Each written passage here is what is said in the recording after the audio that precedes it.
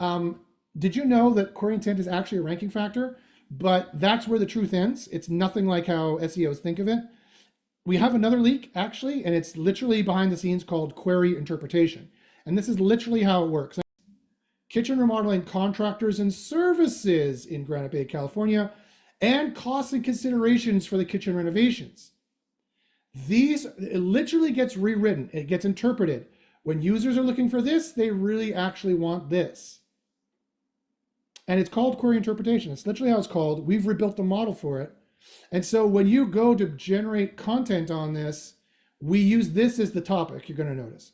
So that's very important there to keep in mind of what the query space is like and what the topic of your content needs to be, whether you get SEO Copilot to generate it or not. The last one is something that is very important, and we call it competitor HTML widgets. And it's a very complex AI that goes through and looks through tens of thousands of lines of code.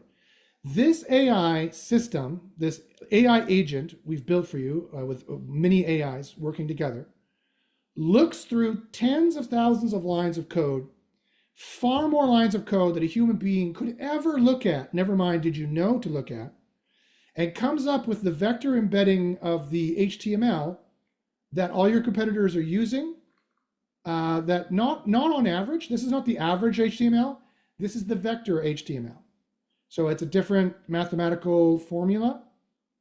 Basically, the short version is if the average looks like this of the HTML people use for spot number 1 and spot 100, what it is, we use the vector, what points at spot number 1 and is used most to get to this point.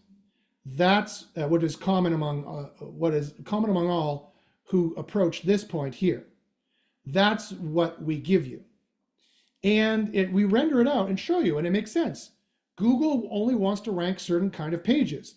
In SEO,